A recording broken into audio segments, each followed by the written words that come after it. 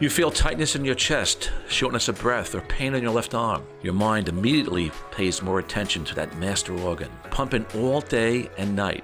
But how much do you really understand about what helps it and what hurts it? For example, your doctor may be wrong about cholesterol, and you should know you're never too young to worry about heart disease. We're going to show you why your heart matters, how to really take care of it, and why women need to pay as much attention to their heart as men. I'm Dr. Drew Sinatra. And I'm Dr. Steve Sinatra. And this is Be HEALTHistic. Welcome to Be HEALTHistic, the podcast that is more than just health and wellness information. It's here to help you explore your options across traditional and natural medicine so that you can make informed decisions for you and your family. Health isn't a one-size-fits-all approach. Everyone has their own needs to be healthistic. This podcast illuminates the whole story about holistic health by providing access to the expertise of Drs. Steve and Drew Sinatra, who together have decades of integrative health experience. They'll share with you the best that traditional and modern medicine has to offer so that you could be more productive and more proactive in managing your overall health.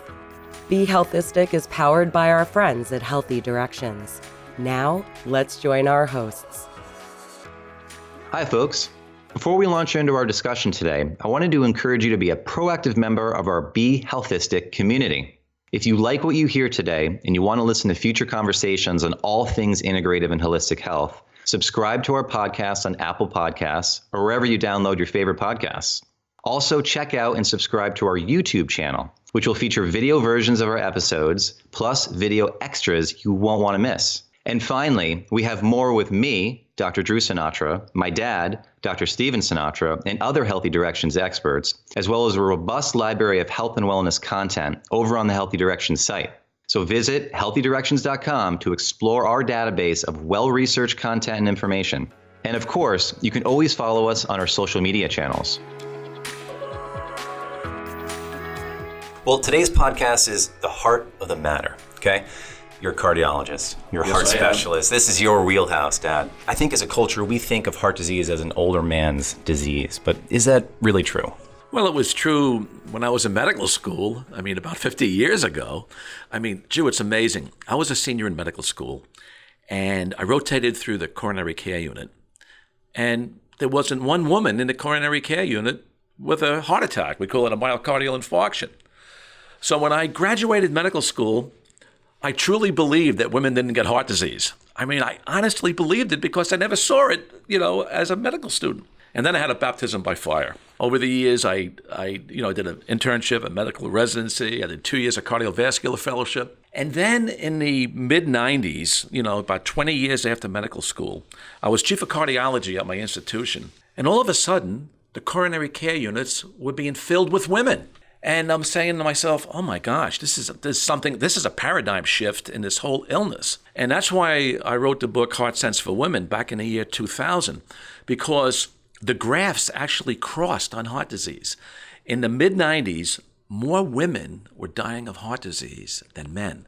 That was a very pivotal milestone for me because, again, I truly believe that women were protected. I don't know what the reason was. It could be women getting into the workplace, women becoming more like men, women not relying on intuition like they were, women maybe not crying. There's so many issues. But I think when a woman becomes more like a man, heart disease is placed in her path.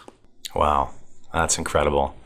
So it's not just an old man's disease, right? Happening to men in their 50s and 60s and 70s. Now you're seeing women that are getting it even in their 40s and 50s. Oh, yeah. In fact, in my book, the youngest woman I saw in the coronary care unit was 18 years old. She had a massive, what we call myocardial infarction.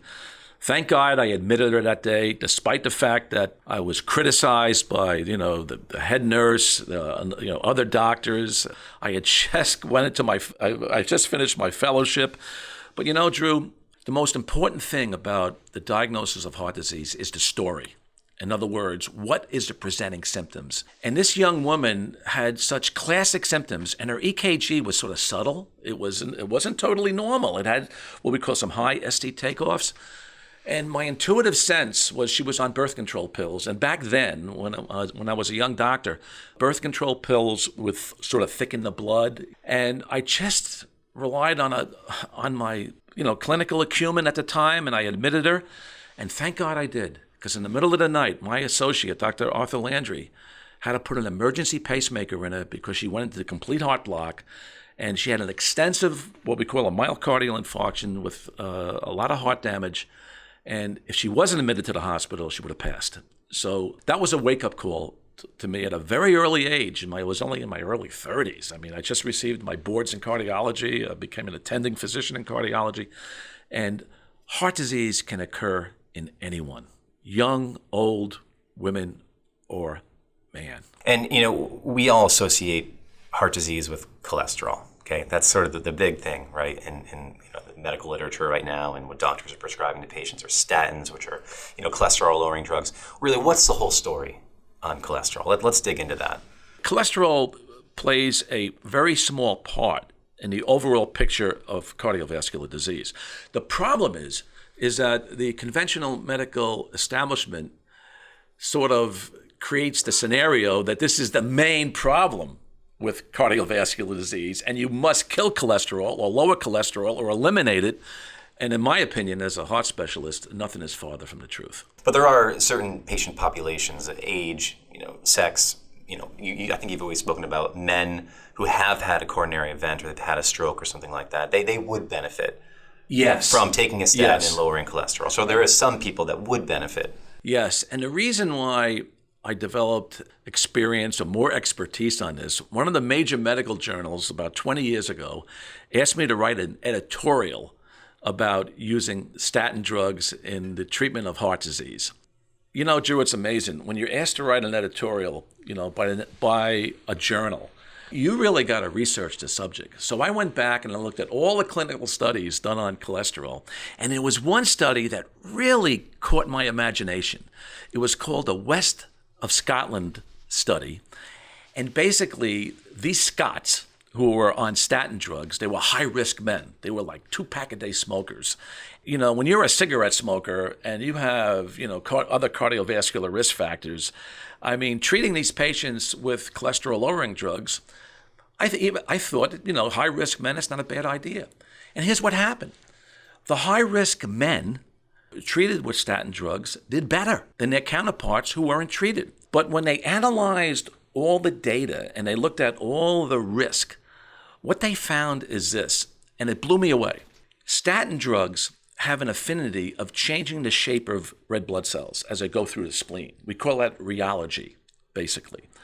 These statin drugs sort of made the blood thinner, and the statin drugs were acting like antioxidants as well. So basically, statins do some good things, anti-inflammatories, antioxidants, thinning the blood somewhat or changing the shape of these red blood cells. So in a vulnerable patient, like a cigarette smoker, a male with other coronary risk factors, could statins bring something to the table? And yes, they can. So I gave this a lot of thought. After writing the editorial, spending 100 hours, reading the literature, looking at my own clinical experience, I decided that statins did bring something to the table, but only in men, because I was using statins in women, and I wasn't seeing the same effect clinically. More women were getting side effects. And basically, I didn't use statins in older men because of the C.N.S. effects. In other words, I was seeing older men on statins with more memory problems. So I just decided in my own little, milieu of treating heart disease. And by the way, I was seeing 40, 50, 60 patients a day back then. I wasn't only treating a few patients. I mean, I was in a sea of it. The bottom line was statins in any male under the age of 75 with proven heart disease. I use statins, and I still follow that reasoning today. Okay. So what I'm hearing is that these statins have pleomorphic effects. Yes. Right? So they have antioxidant, blood thinning effects, they're affecting the red blood cells, et cetera. Perhaps that's one of the reasons why they're working to help people reduce their coronary risk over time, rather than lowering cholesterol. Because what I see in the clinic, my patients, is a male in his 40s, not overweight, but he's got a cholesterol of 240, right? Blood sugar is fine. eats a pretty clean diet, exercises, but he's got high cholesterol. So the doctors want to put him on statins. What's your thought on that scenario, where generally there's very few risk factors, but yet we're just treating a number, we're just treating cholesterol? Well, you just said it. I mean, a good doctor, a really good doctor, is not going to treat numbers. They're going to treat patients. So you got to look at the patient's overall persona, his risk. I would say this: if you have a male who hasn't had a heart attack, remember, any male under the age of 75 with a heart attack, I would put on a statin. But if that male had a positive, what we call coronary calcium score of, let's say, over a couple of hundred, in other words, the male has coronary calcification, by EBCT scanning, that's CT scanning of the heart. If they have that scenario and don't have a previous history of a heart attack, but he's in that risk where he can lay down calcification, I'll use statins. But here's the hook. Statins have been shown to create coronary calcification in arteries. They appear to have an effect on MK7, which is one of my go-to supplements, because MK7 takes calcium out of coronary arteries, but statins can adversely affect that as well as CoQ10. And so, statins have so many biochemical effects that in any patient on a statin drug, male, female, older, younger, any patient, the doctor needs to be very careful about working with that patient, listening to that patient, and be able to change his or her focus and maybe alter, the drug or the pharmaceutical usage in that patient, because, like I said, statins can have a downside. So if you're a listener and you've got a cholesterol 240, just like this gentleman we're talking about, what do you do? Well, that gentleman had no other risk factors, correct? No other risk factors. Well, it sounds like you're talking about me. I had a cholesterol of 240, and I don't have risk factors. And basically, I just treat myself with a lower carbohydrate diet. I eat more healthier fats. I take a ton of vitamin and mineral supplements that I believe have, some really good effects on the body. I don't use statin drugs to treat numbers like I mentioned before. Now, if this gentleman had a cholesterol of 240, had a previous heart attack, or, has coronary calcification, situations like that, has active angina, has a positive exercise stress test with a thallium isotope, or, sure, I would use a low-dose statin. And I would also chase it with a lot of, coenzyme Q10 as well. So what I'm hearing is there's a time and a place for our listeners to be on a statin if there's risk factors present, if they've had a history of some kind of coronary event, right? Previous event age is key, counts, yes. All that sort of things count. So what about a woman? Okay, we're talking about men. What about a woman who's got a cholesterol 240, no risk factors? Does that change anything? That's incredible that you're asking me this question, because this is what I would see in my office all the time. I'll never forget, I was in my office and a woman came in with a cholesterol of 250, and she was in her 30s. And I was the third cardiologist she saw. She saw two cardiologists at Yale who both recommended statin drugs. She saw me, and I sat with her, and I said, no, I wouldn't recommend a statin drug at all for these reasons. And she burst into tears. She was crying like a baby, and she hugs me, and she says, thank you, thank you, thank you. And again, why wouldn't I give a woman a cholesterol-lowering drug? Well, look, Drew, women get more side effects than men. My colleagues have written about this. It's well written in the medical literature. Women, for some reason, are more sensitive to the side effect profile. In my own experience with women, I found that statins didn't bring a lot to the table. Now, if I had a young woman with bypass surgery, stents, for example, previous heart attack, and she's going backwards, would I use a statin in that woman? Yes, I would. In other words, if this particular woman is not getting better, sure, I would use a statin. But in my experience with women get more side effects than men. So that's why I shy off of statins, even with women with coronary disease. Again, I'm not going to be dogmatic and say never, but let me say it this way. When a patient comes in to see you, they're all different. There's not one size that fits all here. And that's the problem with the conventional medical establishment, is we're too quick to write a prescription. Everybody has their own story. Everybody has their own risk factor profile. Everyone has their own different set of reasons of why we should use a drug or why we shouldn't. Well, you're mentioning the whole, cookie cutter approach in medicine, yes, which is not working for treating heart disease, and cholesterol and statins and such. So I love the personalized medicine approach that you take there. That's really great. That's what it is. It's personalized medicine. Now, going back to side effects, let's say someone really does need to be on a statin. They're on a pretty high dose, but they've got some muscle pain. They're having some memory problems. Would you lower the dose? Or would you change their statin medication? What would you do in that situation? I would do all of the above, and that's what I've done clinically. In high-risk patients that I believe a statin is useful. And remember, I'm using the statin not to lower cholesterol, Drew. I'm using the statin because of its pleiotropic effects. I'll repeat them again, the blood thinning, the antioxidant, the anti-inflammatory effects.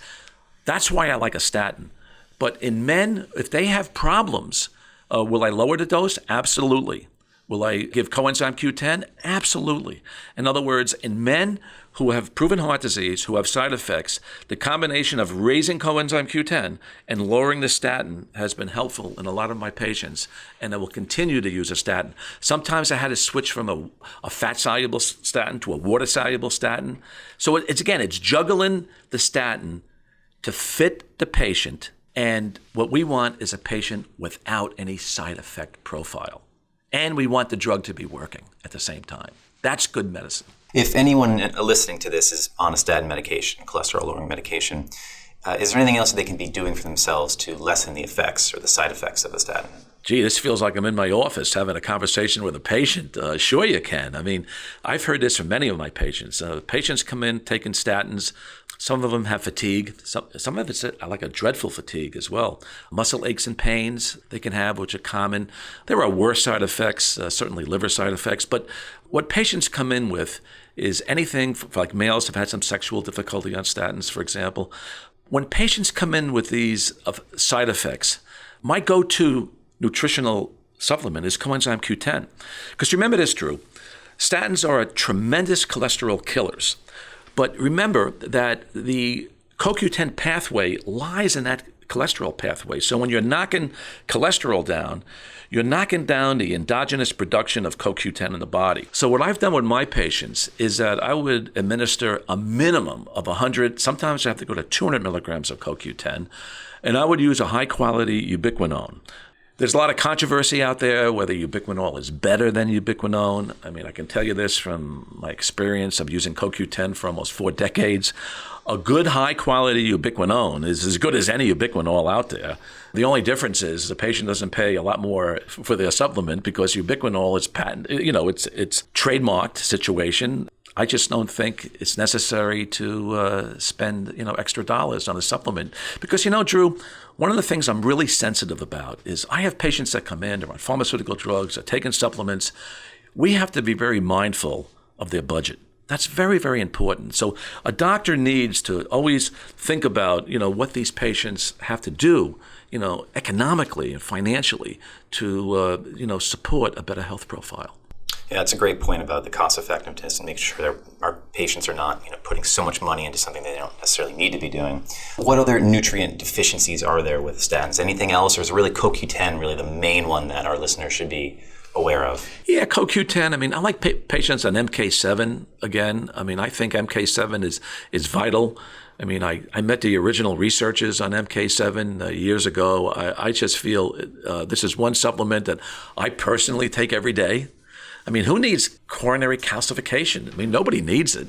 And I think a lot of women, for example, who want to support their bone health, MK7, remember, it takes calcium out of blood vessels where it doesn't belong, and it puts it back in bones where it does belong. So I'm a big advocate of MK7. And what about fish oil and omega-3s and, EPA, DHA? What about those things? Do those help at all? Absolutely. I mean, I really like omega-3s. I mean, even the most recent medical studies are showing the benefits of omega-3.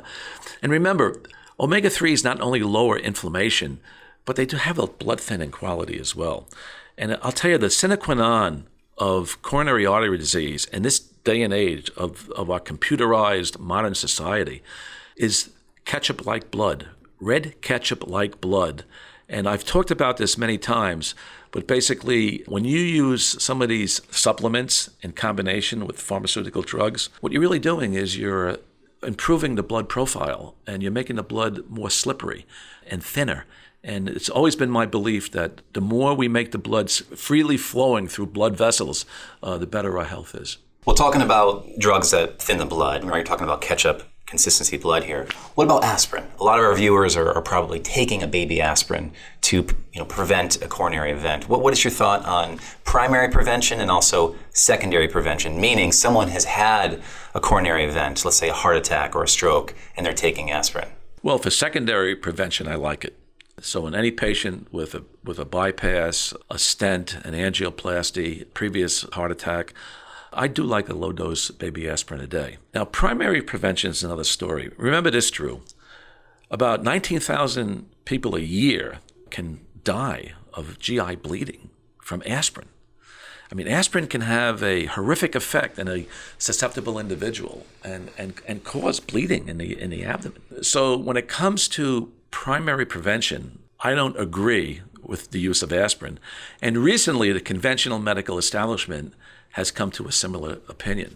So for any of our listeners out there that take aspirin as a preventive, and they don't have a history of coronary artery disease, take aspirin off the table. And I'll tell you another little story. There was an NIH researcher that came to my hospital who gave a lecture. He was a cardiologist. I had dinner with him, in one of our local restaurants after the lecture, and he was limping a little bit. And I said to him, I noticed you were limping at the lecture today, and I see you have a little limp. Well, what happened? He pulls up his pants leg, and he shows me his knee, and it's like the swelling against a double knee, almost like, similar to the fact that, when you injured yourself in football, remember your knee was twice the size? Well, I got to tell you, I said, well, how'd you do that? He goes, well, I was skiing. I go, oh. And then he says, oh, but I forgot to tell you, I was taking aspirin for the prevention of heart disease, and I twisted my knee, and I had this hemarthrosis. I had this bleeding into my knee. And I said, are you still taking aspirin? He goes, heck no. He goes, I won't take aspirin again ever, because you never know that, sure, you get these blood thinning aspects of aspirin, but if you're in an accident, God forbid, an automobile accident, you're in a ski accident or anything like this, that's another downside of aspirin. So the primary prevention, using aspirin, I'm out on. Secondary prevention, if you have a little bit to gain, I'm all in on. All right, that's a great tip for our listeners here.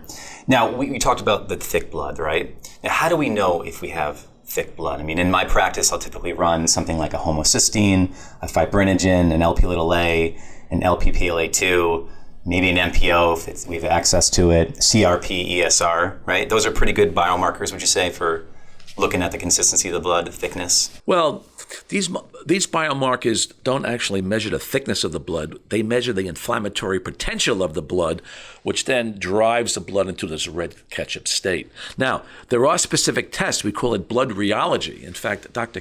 Kenzie, years ago, developed this, and I thought it was years away from ahead of his time, so to speak.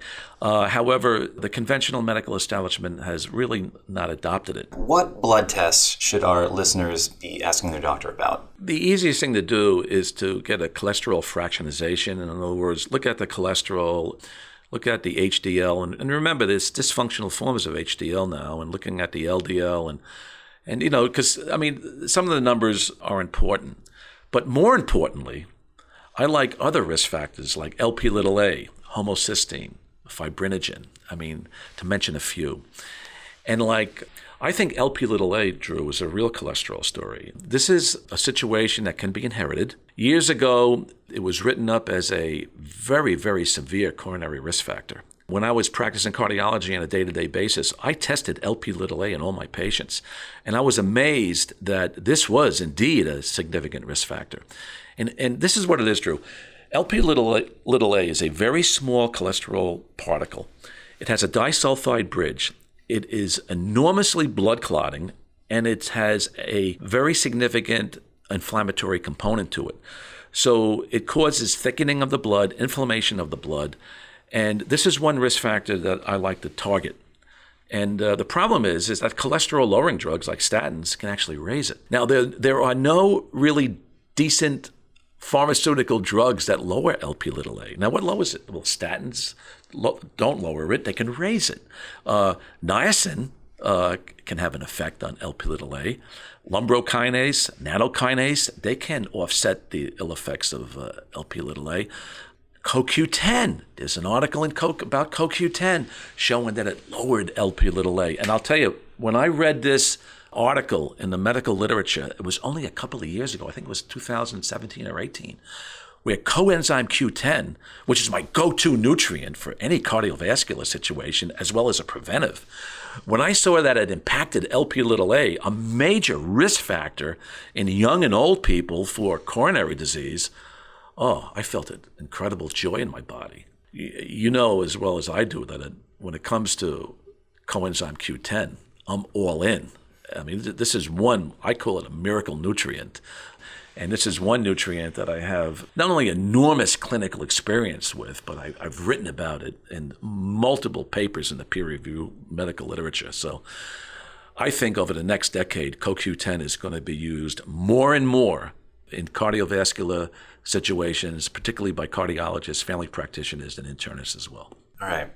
Well, look, we've talked about cholesterol, we've talked about statins, men, women, we've talked about aspirin, talked about different biomarkers that listeners can ask their doctor to run on them to learn about their inflammatory status, and et cetera. Let's move on to hypertension, right? Because blood pressure is another big cardiovascular issue that people have, right? And a lot of people come to me to see me for their high blood pressure and all sort of alternatives that they can use besides pharmaceuticals. Let's delve into hypertension. Sure. And the point here about hypertension is that this affects women much more than men. And the reason why I say this is that not only have the degree of women in the workplace has increased, and the stress on women has increased, but women, as opposed to men, take more what we call non-steroidals, Motrin-like derivatives. Certainly these are aspirin-like derivatives, ibuprofens. I mean, there's various drugs that can render a woman more hypertensive. And this is very important for women to know, because one of the things about high blood pressure in a woman, and the reason why it's more of a significant risk factor than a male, is first, her anatomy is different. She has smaller blood vessels. And high blood pressure in a woman renders a woman more than a man in developing what we call diastolic dysfunction of the heart. And I know these are terms that might be particularly bothersome for the lay public to hear, but women need to hear this. This is very, very important, and this is cutting-edge, leading-edge information. So in any woman who is hypertensive, if they take these, non-inflammatory drugs, they got to be very, very careful, very careful. And any woman with high blood pressure is more at risk than a man. So we have to be aggressive in women. And the data shows this as well. Next to cigarette smoking, high blood pressure is the number one risk factor in women in provoking coronary artery disease. And when do you start to get concerned about blood pressure in terms of a number, right? Because what we try to aim for is 120 over 80, right? Systolic over diastolic. What do you see as a problem? Well, when I was in medical school, it used to be 138 over 88, anything over that. And now today it is 120 over 80. In fact, we even like 120 or 115 over 70 to 75. When it comes to blood pressure, the lower is better. And the same thing is true of blood sugar, Drew.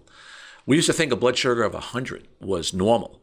Now we know that a fasting blood sugar of 70 is what we strive for.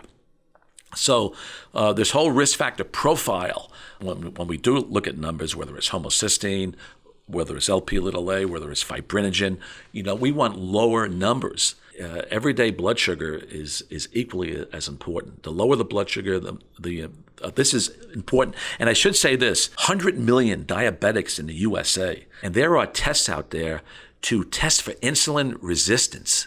They can test for early insulin resistance. And I think this is going to be a game changer. I really think, and this is new information for our listeners, these newer tests where if you can find out if a person is more insulin resistant before it arises, oh my gosh, now you're making a dent in cardiovascular prevention. I see some good things on the horizon. I hope our listeners ask their doctors about some of these newer tests that are coming out, because if you can lower your blood sugar and lower your blood pressure numbers, to me, this is one of the greatest ways of preventing coronary artery disease. Well, in regards to blood sugar, all we have today is really a fasting glucose. We can do a fasting C-peptide, right, to learn about insulin production. And we can run a fasting insulin.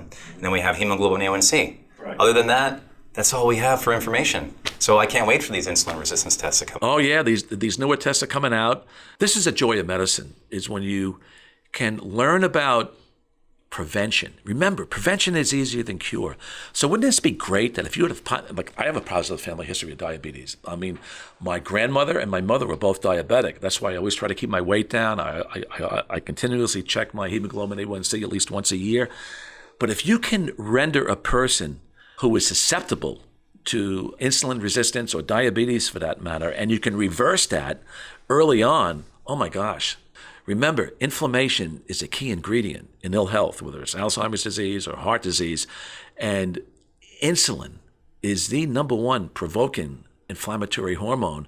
So if we can determine tests that can navigate around those insulin inflammatory relationships, oh my gosh, we're doing a lot of good for humanity. Well, I think we're going to have a future podcast on blood sugar alone. So we'll come back to that. Going back to blood pressure really quick. Exercise is something that all of our listeners can do. Walking.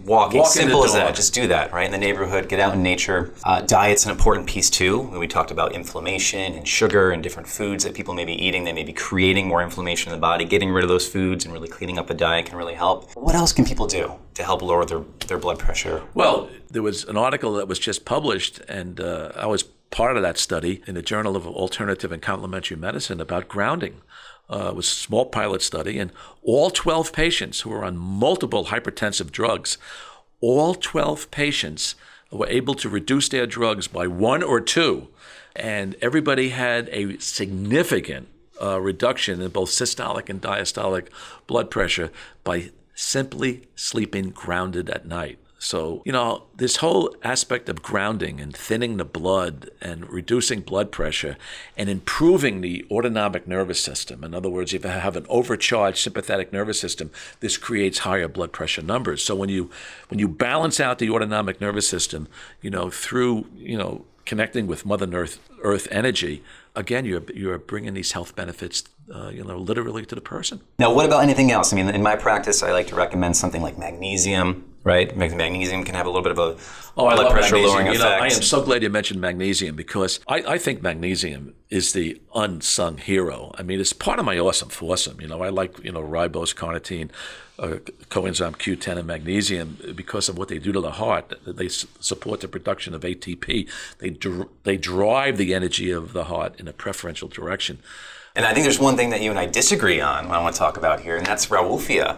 Oh, it's an herb that I use extensively in my practice all the time. As a vasodilator, yeah. And I have not seen an increase in depression from it, which is in the literature. If you read about using higher doses of raufia, right, you may see depression settle in. I've never seen that, and I found it to be very effective with other things on board, whether it's magnesium or CoQ10 or all the other things that we talked about in grounding. But I do find raufia to be helpful. Hey, if it works, Drew, use it. I mean, I'm not a big fan of raufia because I'm always afraid the person's going to eat the wrong form of cheese or something. And I'm sure you coach them about the diet, these tyramine cheeses or whatever it is, where you can get an adverse reaction. Being a doctor is sometimes so hard. I mean, look at all these children, for example, who were taking an antibiotic and had death, because of eating certain foods. I mean, it's just amazing that certain foods or things we take in the diet can have an adverse effect, whether you're taking an antibiotic or a blood pressure lowering medication. That's why, I've always believed in more natural ways of healing. Hey, look, if you need a pharmaceutical drug, I'm all in. I'm all in. If you're having angina or refractory high blood pressure or arrhythmias, oh my gosh.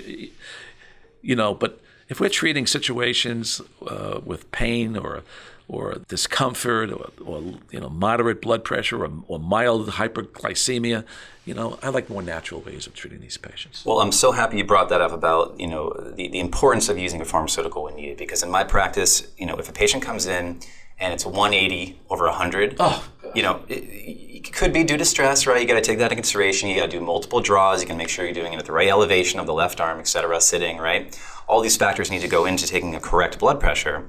But if it is sustained and if it is elevated over time, I have no problem prescribing them a diuretic like HCTZ, right? Or doing like an ACE inhibitor like lisinopril, or maybe there'll be a beta blocker on board or something like that, right? As while you're working on the other things in their life, working on stress, working on their diet, encouraging exercise, talking about grounding, getting on nutraceuticals on board, right? Magnesium, etc. So I think that that's a really important piece that you and I are talking about right now is, hey, pharmaceuticals can be really, really helpful in a time like this when you need to get blood pressure down quickly, right? While you ramp up the other things. Well said, son. And I got to tell you, while you're using those alternative ways of methodologies in your patient, guess what? When they come back, you can cut the drug in half. I'm sure you've done that. Cut it in a quarter and then take them off it. And again, that's the joy of medicine, where if you can get your patient on a more natural healing program, that's the way we want to go. Well, we covered a lot today, Dad, right? As a recap, we talked about how cholesterol is really not that big of an issue. More inflammation is what we should be worried about. Yeah, and remember that sugar is really the driver of coronary artery disease because it sets the stage for inflammation. We also talked about how young people need to be more vigilant, right? It's not this heart disease is not just something that's going to affect someone in their 60s and 70s. This could happen to someone in their 30s and 40s. Absolutely. We also discussed how for women, there's a rise in cardiovascular disease that you're seeing. You saw this transition happen back in 2000, right? The shift that was happening in the graph. So women are just as susceptible to men to heart disease. And we'll have a future podcast, I think, about that because there's so much to talk about with women and heart disease. Well, yes, and the truth is that women are getting heart disease more than men. I mean, like I said, the graphs have crossed. Now, this is kind of scary. Yeah, we'll dig into that in a future podcast. And lastly, we talked about different biomarkers, right? These different blood tests that patients or people listening to this podcast can ask their doctor about. Yeah, it's not just cholesterol. I mean, I would get a fasting blood sugar, a homocysteine, an Lp(a), a fibrinogen. Fibrinogen is a marker of the thickness of the blood, particularly in postmenopausal women who smoke cigarettes. It goes sky high. So, yeah, I mean, all these markers are important, and patients need to ask their doctor if they want to check the cholesterol. They should ask, doctor, can you check my Lp(a), my homocysteine, my C-reactive protein, which is an index of inflammation of the blood. So if the doctor checks these entities, at least we have a firm grasp on in the inflammatory nature of early heart disease. Before we wrap up this episode of Be HEALTHistic, I wanted to share our wellness wisdom for the day. We've been talking about heart health, and given my dad's expertise in cardiology, he's been able to share a lot of really important information with you. But I think the most critical aspect from today's discussion that we wanted to reinforce for our listeners is about women's heart health, specifically the warning signs women need to be aware of if they're having a heart attack. Heart disease is the #1 cause of death for women in the United States, and because the symptoms can be very subtle and totally different than the well-known classic symptoms that men experience, many women completely miss the signs until it's too late. So, in the spirit of awareness, we wanted to share the most common red flags for a heart attack in women. Women's signs are far subtler than men's. Men often have dramatic onset, such as a numbness or a sharp pain in the middle, left, or right side of the chest. For women, warning symptoms can often appear as anxiety, stress, or indigestion. And for some, symptoms are so mild that they can be mistaken for the flu. Again, awareness is key. Pay attention to what your body is telling you, and if you feel that anything is off, don't hesitate to call 911 and reach out for medical help. Signs women should be aware of include shortness of breath, back or chest pressure, tightening of the throat, tingling or pain in your jaw, arm, or elbow, lightheadedness with exercise, dizziness, nausea, or indigestion, profuse sweating, and sudden profound fatigue. These are facts that all women should know and share with all the other women they care about. It could save lives. Remember, everyone, if you liked what you heard today and you want to be an active member of the Be HEALTHistic community, subscribe to our podcast on Apple Podcasts or wherever you download your favorites, and subscribe to our YouTube channel. You can also find more great content and information from us and the Healthy Directions team at healthydirections.com, as well as on our social media channels. Check it out. All right, well, that's it for the show today. I'm Dr. Drew Sinatra. And I'm Dr. Steve Sinatra, and see you next time. This is Be HEALTHistic. Thanks for listening to Be HEALTHistic. a health and wellness podcast powered by our friends at Healthy Directions with Doctors Drew and Steve Sinatra. See you next time.